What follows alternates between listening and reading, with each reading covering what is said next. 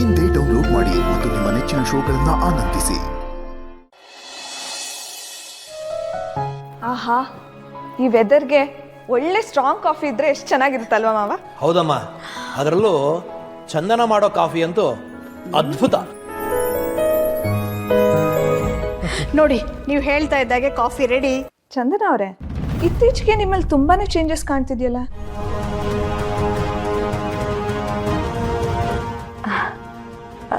ಹೌದಾ? ಏನು? ಹೌದು ಚಂದನ ಅವರೇ, ನೀವು ಮನೆಯಲ್ಲೇ ಇದ್ರು ಮುಸ್ಕ್ ಹಾಕೊಂಡು ಓಡಾಡ್ತಿದ್ರಿ, ಆದ್ರೆ ಇವಾಗ ನಾರ್ಮಲ್ ಆಗೇ ಇದ್ದೀರಾ. ಈ ಚೇಂಜಸ್ಗೆ ಏನ್ ಕಾರಣ? ತನು, ಏನ್ ಪ್ರಶ್ನೆ ಅಂತ ಕೇಳ್ತೀಯ? ಚಂದನಗೆ ಮೊದಲು ನಾವೆಲ್ಲರೂ ಹೊಸಬ್ರು ಅನ್ನೋ ಭಾವನೆ ಇತ್ತು, ಅದಕ್ಕೆ ಸಂಕೋಚದಲ್ಲಿ ಓಡಾಡ್ತಾ ಇದ್ಲು. ಮನೆಯಲ್ಲಿ ಒಂದು ಫಂಕ್ಷನ್ ಆಯ್ತಲ್ಲ, ಆಗಿಂದ ನಾವೆಲ್ಲರೂ ಮನೆಯವರು ಅನ್ನೋ ಭಾವನೆ ಬಂದಿರಬೇಕು. ಅದಕ್ಕೆ ಸಂಕೋಚ ಇಲ್ಲದೆ ಆರಾಮಾಗಿ ಮನೆ ಪೂರ್ತಿ ಓಡಾಡ್ತಾ ಇದ್ದಾಳೆ. ಅವಳು ಹೇಗೆ ಬೇಕೋ ಹಾಗೆ ಓಡಾಡ್ಲಿ ಬಿಡು.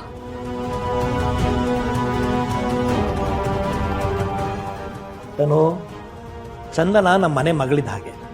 ಅವಳು ಈ ಮನೆಯಲ್ಲಿ ಸ್ವತಂತ್ರವಾಗಿರ್ಬೋದು. ಅದು ಹಾಗಲ್ಲ ಮಾವ. ತನು, ನೀನು ಸ್ವಲ್ಪ ಸುಮ್ಮನೆ ಇರ್ತೀಯ? ಯಾವಾಗಲೂ ಬೇಡದಿರೋ ವಿಚಾರದಲ್ಲ ನಿನಗೆ ಇಂಟ್ರೆಸ್ಟ್ ಜಾಸ್ತಿ ಅಲ್ವಾ? ಅದು ಹಾಗಲ್ಲ ಕಣೋ, ಅವ್ರು ಯಾವತ್ತೂ ನೀನು ಎದುರುಗಡೆನೆ ಬಂದಿಲ್ಲ, ನೀನು ಅವ್ರ ಮುಖನೂ ನೋಡಿಲ್ಲ. ಆದ್ರೆ ಇವಾಗ ಪರವಾಗಿಲ್ವಾ?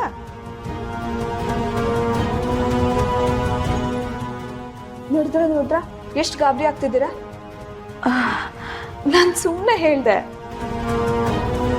ತನು, ಸ್ವಲ್ಪ ನೀನು ಮಾತಾಡದೆ ಸುಮ್ಮನೆ ಇರ್ತೀಯ?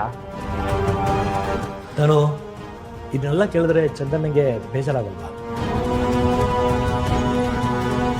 ಮೊದಲೇ ಅವಳಿಗೆ ತನ್ನವರು ಅಂತ ಯಾರೂ ಇಲ್ಲ, ಇನ್ನು ನಾವು ಅವಳ ಮನಸ್ಸಿಗೆ ಬೇಜಾರು ಮಾಡಿದ್ರೆ ಹೇಗೆ? ಸಾರಿ ಮಾವ, ನಾನು ಇನ್ಮೇಲೆ ಈ ಥರ ಎಲ್ಲ ಕೇಳಲ್ಲ. ಸಾರಿ ಚಂದನ ಅವರೇ. ಪರವಾಗಿಲ್ಲ ಬಿಡಿ. ಚಂದನ, ಕಾಫಿನ ಸೂಪರ್ ಆಗಿ ಮಾಡಿದ್ಯಾ. ಏನೇ ಮಾಡ್ತಿದ್ಯಾ? ಅಂತೂ ಇಂತೂ ನನ್ನ ಮಾವನ್ ಮಾಡ್ಬಿಟ್ಟೆ. ಸಿಂಚು, ನನಗೆಷ್ಟು ಖುಷಿ ಆಯ್ತದೆ ಗೊತ್ತಾ? ಆ ಖುಷಿನ ಹೇಳೋದಕ್ಕೆ ಮಾತುಗಳೇ ಗೊತ್ತಿಲ್ಲ, ಅಷ್ಟು ಖುಷಿ. ನೋಡು, ಇಂಥ ಸಮಯದಾಗೆ ಅದೇನೋ ಬಸರಿ ಬೈಕೆ ಅಂತ ಇದ್ದದಂತೆ. ನಿನ್ಗೇನೇ ಬೇಕಿದ್ರು ನಾನು ಕೇಳೋ, ಏನಾಗ್ಲಿ ತಂದ್ಕೊಡ್ತೀನಿ, ಸರಿಯಾ? ನನಗೇನು ಬೇಡ. ಏನಕ್ಕ ಹಿಂಗಂದ್ಬಿಟ್ಟೆ? ನಿನ್ಗೇನು ಬೇಕು ಅಂತ ತಮ್ಮನ್ ತಾವು ಕೇಳೋದಕ್ಕೆ ಸಂಕೋಚವೇ? ಅಂಥದ್ದೆಲ್ಲ ಯೋಚನೆ ಮಾಡ್ಬೇಡ, ಏನು ಬೇಕಿದ್ರು ಕೇಳೋ, ಅದು ಎಲ್ಲಿದ್ರು ಸಿದ್ದೇಗೌಡ ತಂದ್ಕೊಡ್ತಾನೆ. ನನಗೇನು ಬೇಡ ಅಂತ ಹೇಳ್ದೆ ಅಲ್ವಾ? ಅರ್ಥ ಆಗ್ತಿಲ್ವಾ? ನೀನು ತಾಯಿ ಆಗ್ತಾ ಇರೋಳು, ಇಂಥ ಸಮಯದಾಗೂ ಮಗ ಹಿಂಗೆ ಇಟ್ಕೊಂಡ್ರೆ ಹಿಂಗೆ ಹೇಳು? ಮಗು ಚೆಂದಾಗಿ ಬೆಳಿಬೇಕಂದ್ರೆ ನೀನು ಖುಷಿಯಾಗಿರ್ಬೇಕಲ್ವೇ? ನನ್ನ ಮಗುನ ಹೇಗೆ ನೋಡ್ಕೋಬೇಕು ಅಂತ ನಂಗೆ ತುಂಬ ಚೆನ್ನಾಗಿ ಗೊತ್ತು. ಯಾರಿಂದನೂ ನನಗೆ ಸಲಹೆಗಳು ಬೇಕಾಗಿಲ್ಲ.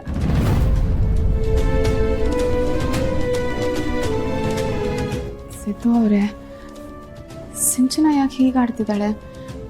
ನಾವೇನಾದರೂ ತಪ್ಪು ಹೇಳಿದ್ವಾ? ಅವಳು ಒಳ್ಳೇದಕ್ಕೆ ತಾನೇ ಹೇಳಿದ್ದು. ಅದು ಅವಳು ಅವಾಗ ಹಿಂಗೆ ಮೇಡಮ್ರೆ, ನೀವೇನು ತಲೆಗೆಡ್ಸ್ಕೊಬಿಡಿ. ಅವಳು ಸಿಡಿಕ್ ಮುತಿ ಸಿಂಚನ ಬಿಡಿ. ಬನ್ನಿ ಜಲ್ವಿ, ನಂಗೊಂಚೂರು ಹೂ ಕೊಡಮ್ಮ, ಕಟ್ತೀನಿ. ಮತ್ತೆ ನೀವು ಯಾವ ಹೂವನೋ ಕಟ್ಟೋದು ಬೇಕಾಗಿಲ್ಲ. ನನಗೆ ನಾಳೆಗೆ ಒಂದು 2 ಬರ್ತನೇ ಇದೆ ಅಷ್ಟೇ, ಅದನ್ನ ಕಟ್ಬಿಟ್ಟು ನಾನು ಮಲ್ಕೋತೀನಿ. ನೀವು ಆರಾಮಾಗಿ ಕೂತ್ಕೊಳ್ಳಿ. ಹಾಗಲ್ಲಮ್ಮ, ನೀವಿಬ್ರು ಕೆಲಸ ಮಾಡೋದು, ನಾವಿಬ್ರು ಕೂತ್ಕೊಂಡು ತಿನ್ನೋದು ಅಂದರೆ ಒಂಥರ ಮುಜುಗರ.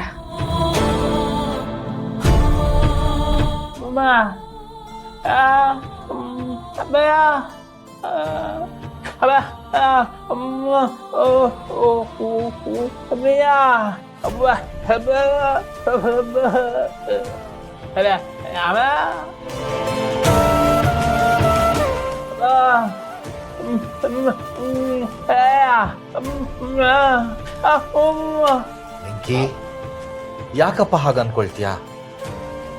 ಯಾವತ್ತಿದ್ರೂ ನೀನು ನಮಗೆ ಆ ದೇವ್ರು ಕೊಟ್ಟವರ ಹಾಕಣೋ. ನಮ್ಮಿಬ್ಬರಿಗೆ ನೀನೇ ದೊಡ್ಡ ಮಗ.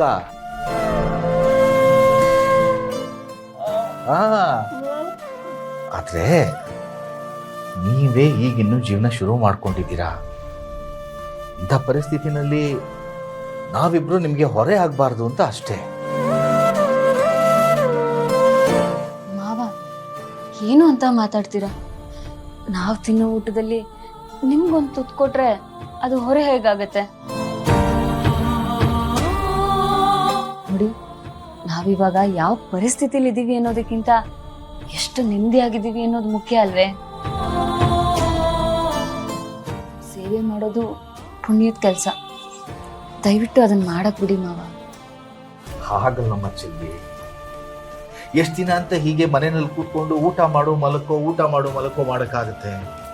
ನೋಡು, ಇಷ್ಟು ವರ್ಷ ನಾನು ಹೊರಗಡೆ ದುಡ್ದಂಥವನು, ನನಗೆ ಮನೇಲಿ ಕೂತ್ಕೊಂಡು ಅಭ್ಯಾಸ ಇಲ್ಲಪ್ಪ. ಅದಕ್ಕೆ ಯಾವುದಾದ್ರೂ ಒಂದು ಸಣ್ಣ ಕೆಲಸ ಅಂತ ನೋಡಿಕೊಂಡ್ರೆ ಎಲ್ಲರಿಗೂ ಅನುಕೂಲ ಅಂತ ಅಷ್ಟೇ.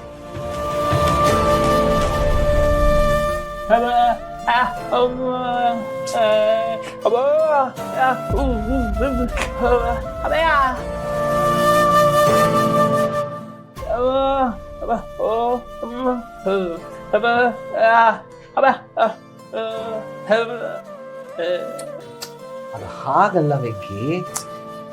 ಮಾವ, ಈಗ ದೇವ್ರು ನಮ್ಗೆ ಏನ್ ಕಮ್ಮಿ ಮಾಡೋನೆ ಅಂತ? ಹೀಗಿರುವಾಗ ನೀವು ಬಿಸಿಲಲ್ಲೆಲ್ಲ ಹೋಗಿ ದುಡಿಯೋದು ನಮ್ಗೆ ಇಷ್ಟ ಆಗಕ್ಕಿಲ್ಲ. ನೀವ್ ಹಂಗ್ ಮಾಡ್ಬಾರ್ದು. ನಿಮ್ಗೇನಾದ್ರೂ ಬೇಕು ಅಂದ್ರೆ ನಮ್ಮನ್ ಕೇಳಿ, ನಾವ್ ತಂದ್ಕೊಡ್ತೀವಿ. ಅದನ್ನ ಬಿಟ್ಟು ನೀವಿಬ್ರು ಎಲ್ಲೂ ಹೊರಗಡೆ ಹೋಗ್ಬಾರ್ದು ಅಷ್ಟೇ. ನನ್ಗೆ ನಮ್ಮವ್ವ ಹೆಂಗೋ, ನೀವು ಹಂಗೆ. ನಿಮ್ಮಿಬ್ರನ್ನ ಚೆನ್ನಾಗಿ ನೋಡ್ಕೊಳ್ಳೋ ಜವಾಬ್ದಾರಿ ನಂದು. ನಮ್ಮ ಬೆಂಕಿ ಜೊತೆ ಸೇರಿ ನಿನ್ಗೂ ಅವನ ಬುದ್ಧಿನೇ ಬಂದ್ಬಿಟ್ಟಿದ್ಯಮ್ಮ. ನಮ್ಮ ಹುಟ್ಟಿದ್ದು 2 ಗಂಡು ಮಕ್ಕಳು. ನಮಗೆ ಒಂದು ಊಟ ಹಾಕಿದ್ರೆ ಎಲ್ಲಿ ಖರ್ಚಾಗತ್ತೋ ಅಂತ ಯೋಚನೆ ಮಾಡ್ತಾ ಇದ್ರು. ಅದಕ್ಕೆ ಅವ್ರ ಸವಾಸನೇ ಬೇಡ ಅಂತ ಮನೆನೇ ಬಿಟ್ಟು ಬಂದವ್ರಿಗೆ ನೀವಿಷ್ಟು ಚೆನ್ನಾಗಿ ನೋಡ್ಕೋತೀನಿ ಅಂತ ಹೇಳ್ತಿದ್ದೀರಲ್ಲ, ಆ ದೇವ್ರು ನಿಮ್ಮಿಬ್ಬರನ್ನು ಚೆನ್ನಾಗಿಟ್ಟಿರ್ಲಿ.